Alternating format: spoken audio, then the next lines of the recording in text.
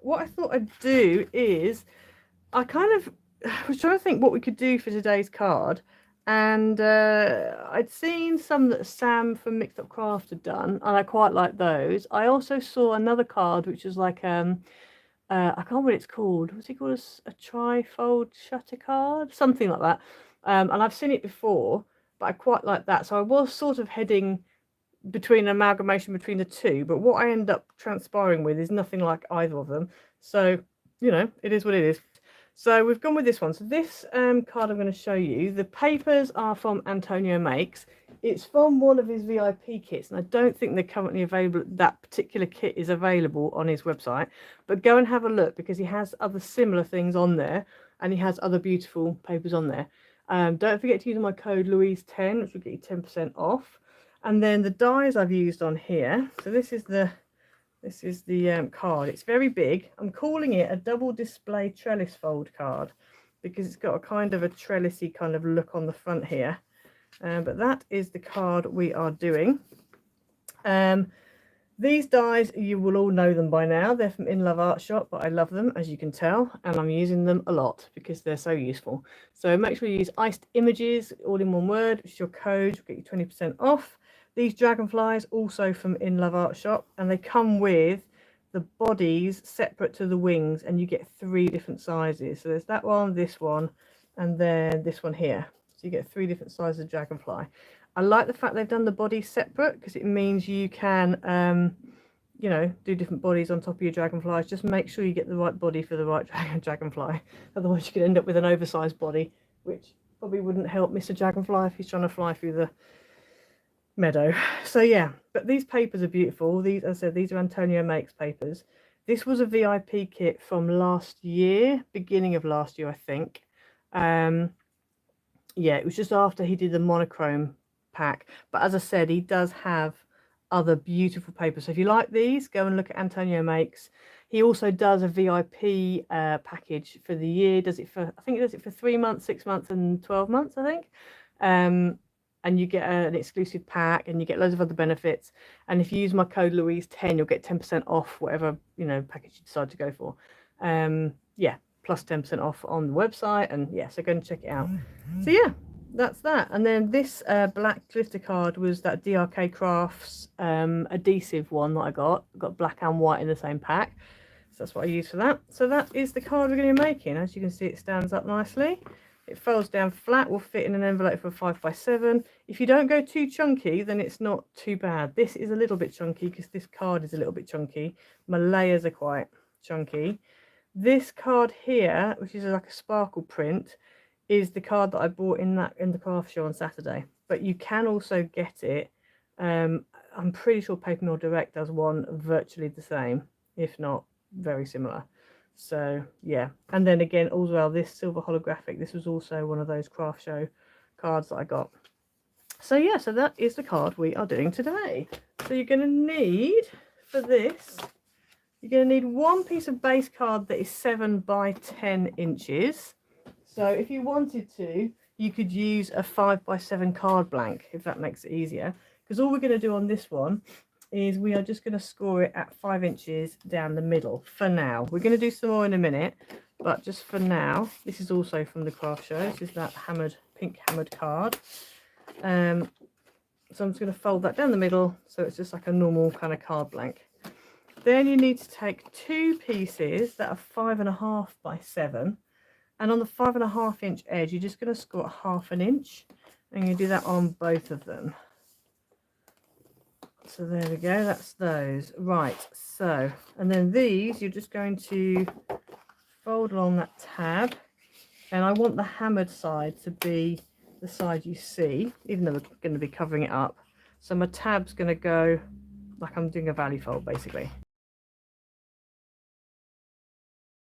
Then on this one, now there's different ways you could do this. Originally I tried doing it with it all open, which is fine, except that it's just a lot more measuring and stuff. Whereas if you fold it in half, it does make it a bit easier. The only problem with doing it in half is you've got 2 thicknesses of card to get through. So yeah, so what we're going to do, I'm going to try doing it in half, and then if we have to open it up and finish it off, we can. I think I might end up doing that. So what we're going to do is along this fold line, so this is my, I've done like a temp fold for the moment, along the folded edge, you want to get your ruler and you're going to make a mark at 1 inch, at 1.5, at 2.5, at 3, at 4, at 4.5, at 5.5, and at 6. Okay, so then along the top, we're just going to measure and mark halfway at 2.5, and I'm going to do the same along the bottom. And you probably would be better off doing this on the back, but I'm just thinking if I do it on the back, then when I come to cut, my card's going to bend up a little bit on the right side, so I don't really want to do that. So then what I'm going to do is I'm just going to draw a very faint pencil line, which we can rub out later. So I'm doing a very faint pencil line just on there, like that.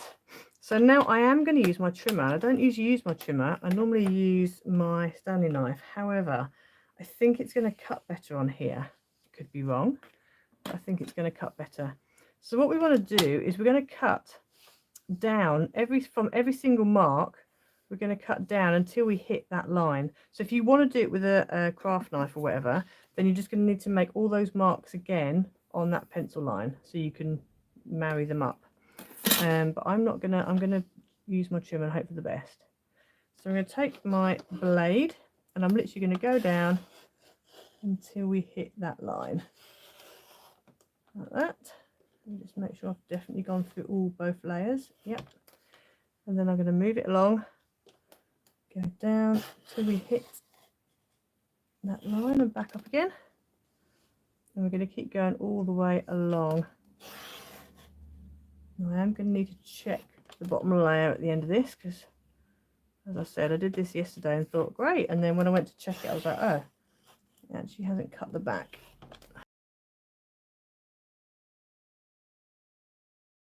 Right, so when we open this up, yeah, has it cut through both? It has cut through both layers. Happy days. Okay, so you should end up with that, hopefully. You should hopefully have cut through all your layers.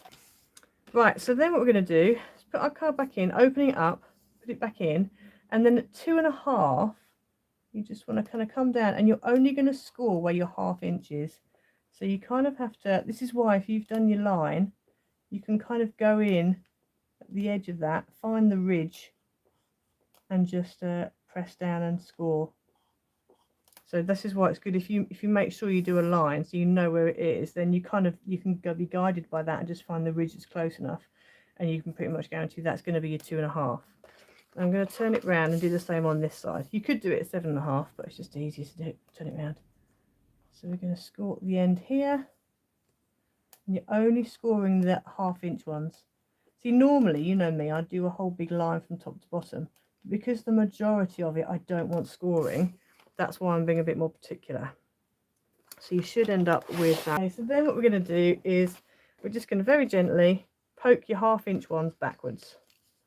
This is where you find out if it's cut or not. And you just want to sort of just squidge those score lines. So just give it a little thing back like that on all of them. If there's any that haven't quite cut, you just need to go back in again and do it with a Stanley knife and a cutting back mat.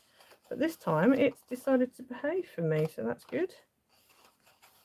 Okay, so once you've got it like that, you just want to go all the way and just make sure on the end there that they are even. You haven't got one that's going off somewhere. So then with it like that, what I would do is these here, instead of going in separate, I'd do it on top. Just sort of go over the top, because that way you're not going to accidentally knock them out anywhere. And then we're just going to do this bit here. And that is the inside. So if you wanted to, you could just have it like that. It could be your card. If you want to do like a single version, if you want to do it that way around, you could as well. So there's lots of options there. But we are going to go ahead and add these on. So we're going to put a bit of glue on here, and then that is going to stick behind there like that. Okay, and then I'm just going to go in, and what I'm going to do actually is I'm going to put this face on like that, nudge it up to that crease line, there we go, and then fold this over and stick down. And if you do it that way round, then you know that it's going to fold flat. You just need to make sure that you like budge it right up. Okay, and then we're going to do the same on this side.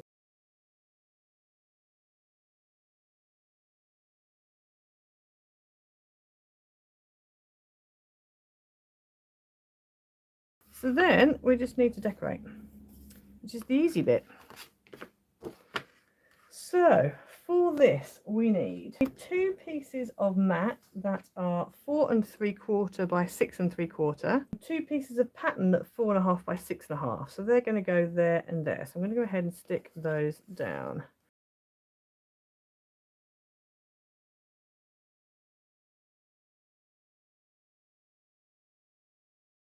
Then for these side pieces here, now it depends on how you want to do it. You could do like a whole big strip if you wanted to, but I've decided to go for 2 pieces here and here.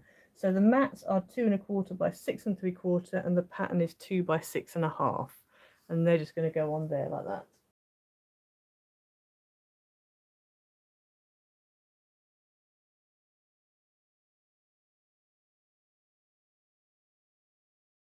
Right, so then we just need to decorate these pieces here. So these are quite small. Now I decided just to go for mats. I haven't done patterns as well. So the mats are 10 pieces that are 3/4 by 2 1/4. If you want to go for a pattern as well, you'd need 10 pieces that were 1/2 inch by 2.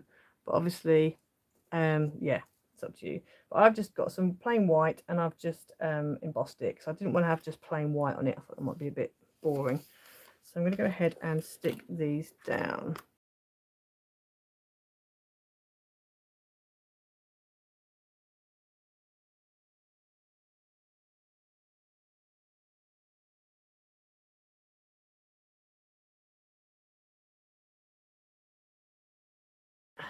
There's your thingy bob done. So yeah, so these dragonflies, they come in 3 parts. I think I showed them before, but you've got like the bottom wings and the top wings and then the body. So I've cut the wings out of that Matt Miri card from Dovecraft, and it was the mermaid pack, the mermaid Miri card, and then this one is out of their rainbow Miri, and I really liked the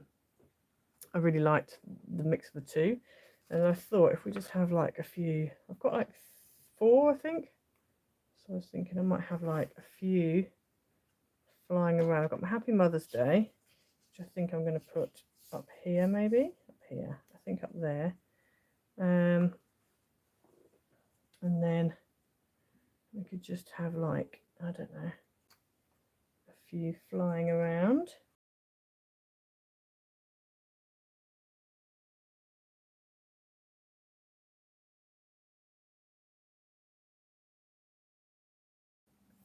There you go. And there's your card. I can't squish it too much. I can't shut it or anything because of those. I'm hoping my dragonflies are going to sit. But yeah, so there you go. So that is the card for today. So I hope you enjoyed it. Quite a reasonably quick live, which is surprising considering how complicated the card looks. But it just goes to show it's not actually that bad. So you can have a go. It's not that scary, honest. It looks way more scary than it actually is. Don't forget to hit the like button, please, if you can. 15 of you have. Thank you very much. That's a good percentage of you. So thank you for that. And yeah, we'll see you all next time. Bye, everyone. Bye.